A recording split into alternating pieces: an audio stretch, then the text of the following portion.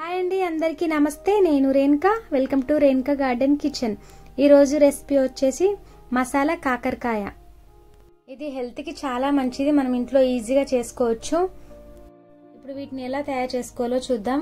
ముందుగా 1/2 kg కాకరకాయలు తీసుకొని కడుక్కొని వాటి పైన తొక్క తీసేసుకోవాలి. కాకరకాయలు అన్నింటికి ఇలా పొట్టు తీసుకొని పెట్టుకోవాలి. కాకరకాయకి మధ్యలో కట్ చేసుకోవాలి, ఒక సైడే ఇలా కట్ చేసుకొని మధ్యలో విత్తనాలు గుజ్జు లాంటిది ఉంటుంది కదా, మొత్తం తీసేసుకోవాలి. ఓన్లీ స్కిన్ లాగా ఉండదాన్ని మాత్రమే తీసుకోవాలి. ఇలా మొత్తం గుజ్జు తీసేసుకొని అన్ని కాకరకాయలను ఒక ప్లేట్లో పెట్టుకోవాలి. కాకరకాయలు లేతగా ఉంటే ఫ్రై చేసుకున్నప్పుడు విత్తనాలు అలాగే ఉంచుకుంటే చాలా బాగుంటాయి. కానీ మనం మధ్యలో స్టఫింగ్ కోసం మసాలా పెడతాం కదా, అందుకోసం ఇలా మధ్యలో విత్తనాలన్నీ తీసేసుకోవాలి. కాకరకాయలన్నింటినీ ఇలా ప్రిపేర్ చేసుకొని వీటిపైన ఒక 1/2 table spoon salt, 1/2 table spoon పసుపు వేసుకొని మొత్తం కలిపేసుకోవాలి. ఈ కాకరకాయలకు పసుపు సాల్ట్ బాగా పట్టే విధంగా కలుపుకోవాలి. అలా కలుపుకొని ఒక బౌల్లోకి తీసుకొని దానిపైన మూత పెట్టి ఒక 5 minutes పక్కన ఉంచాలి.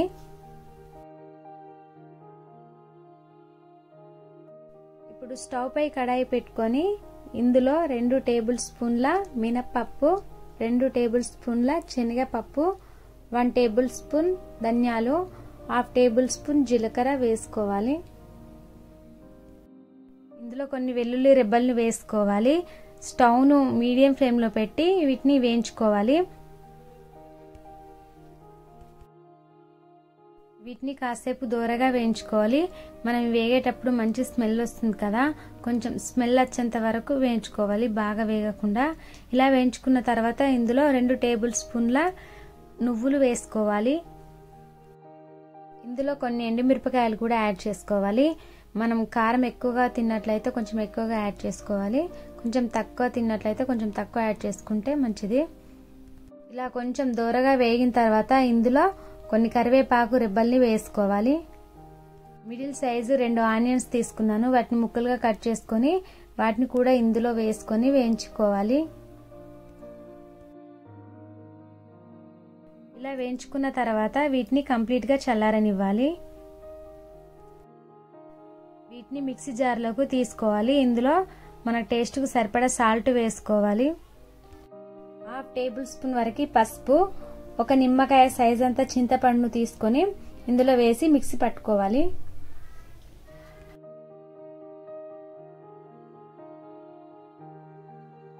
ఇలా మిక్సీ పట్టుకొని పక్కన పెట్టుకోవాలి. ఇందాక మనం సాల్ట్ పసుపు రాసి పెట్టుకున్న కాకరకాయలకి వాటర్ వస్తుంది, ఇలా మొత్తం వాటర్ అంతా ఇలా పిండేయాలి. ఇలా పిండేసినట్లయితే దీంట్లో ఉన్న చేదు అనేది పోతుంది. ఇందులో మొత్తం వాటర్ అంతా పిండేసుకున్న తర్వాత ఇందులో 1 టేబుల్ స్పూన్ షుగర్ యాడ్ చేసుకోవాలి. వాటిపైన షుగర్ని చల్లుకొని వాటికి ముక్కలకు పట్టే విధంగా బాగా కలుపుకోవాలి. కొంచెం స్వీట్గా కావాలనుకుంటే ఇలా చేయాలి, లేదంటే వదిలేసిన పర్లేదు. షుగర్ కరిగేంత వరకు కలుపుకోవాలి. ఇందులో షుగర్ వేయడం వల్ల కొంచెం క్రిస్పీగా కూడా వస్తాయి. ఇప్పుడు స్టవ్ పై కడాయి పెట్టుకొని కడాయిలో 2 టేబుల్ స్పూన్ల ఆయిల్ వేసుకోవాలి. ఆయిల్ వేడైన తర్వాత ఇందులో కాకరకాయలను ఒక్కొక్కటిగా వేసుకొని వేయించుకోవాలి. కాకరకాయ ముక్కలు అన్నింటిని వేసుకొని మొత్తం అన్ని సైడ్లకు వేగే విధంగా బాగా వేయించుకోవాలి. ఈ విధంగా అన్ని సైడ్లకు వేగే విధంగా వేయించాలి. ఇలా వేయించుకున్న తర్వాత వేరే ప్లేట్లోకి తీసుకోవాలి. ఇలా వేయించుకొని పెట్టుకున్న కాకరకాయ ముక్కలకి మనం ముందుగా మిక్స్ చేసి పెట్టుకున్న కారం మసాలాని ఇందులో స్టఫ్ చేసుకోవాలి. ఇలా మధ్యలో స్టఫ్ చేసుకోవాలి అన్ని కాకరకాయ ముక్కలకి. మిగిలిన కారం పౌడర్ ఉంటుంది కదా, దాన్ని అలాగే ఉంచుకోవాలి.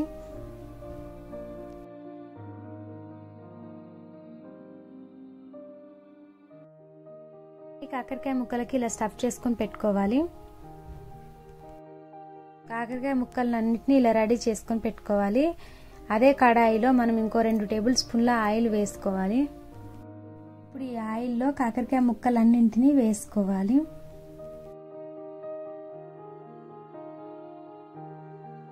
వీటిని ఆయిల్లో ఒక 5 minutes వరకు వేగనివ్వాలి.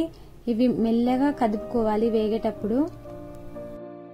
ఇలా కాసేపు వేగిన తర్వాత ఇందాక మనం కాకరకాయలో స్టఫ్ చేసి పెట్టుకున్న పౌడర్ కాస్త అంతా మిగులుతుంది కదా, దాన్ని కూడా ఇందులో వేసుకోవాలి. ఇందులో వేసుకొని కాసేపు వేగనివ్వాలి. ఇప్పుడు మంటను లో ఫ్లేమ్లో పెట్టి కాసేపు మూత పెట్టుకొని మగ్గనివ్వాలి. ఇలా 5 నిమిషాలు ఆవిరికి మగ్గనిచ్చిన తర్వాత ఇప్పుడు సర్వింగ్ ప్లేట్లోకి తీసుకుంటే సరిపోతుంది. ఇప్పుడు దీన్ని వేడివేడి అన్నంలో కాస్తంత నెయ్యి కానీ నువ్వుల నూనె కానీ యాడ్ చేసుకొని వేడివేడి అన్నంలో తిన్నట్లయితే చాలా సూపర్ టేస్టీగా ఉంటుంది. మనం ఏదైనా చారు లాంటిది, పప్పుచారు లాంటిది చేసుకుంటాం కదా, అప్పుడు వీటిని అంచుకు పెట్టుకొని తిన్నా చాలా సూపర్గా ఉంటుంది. ఓకేనండి, మీకు ఈ వీడియో నచ్చినట్లయితే లైక్ చేయండి, కొత్త వాళ్ళైతే సబ్స్క్రైబ్ చేయండి, బెల్ ఐకాన్ క్లిక్ చేసినట్లయితే ఆల్ అనే సింబల్ వస్తుంది, దాన్ని క్లిక్ చేసినట్లయితే నా వీడియోస్ మీకు మిస్ అవ్వకుండా వస్తాయి. Thank you for watching.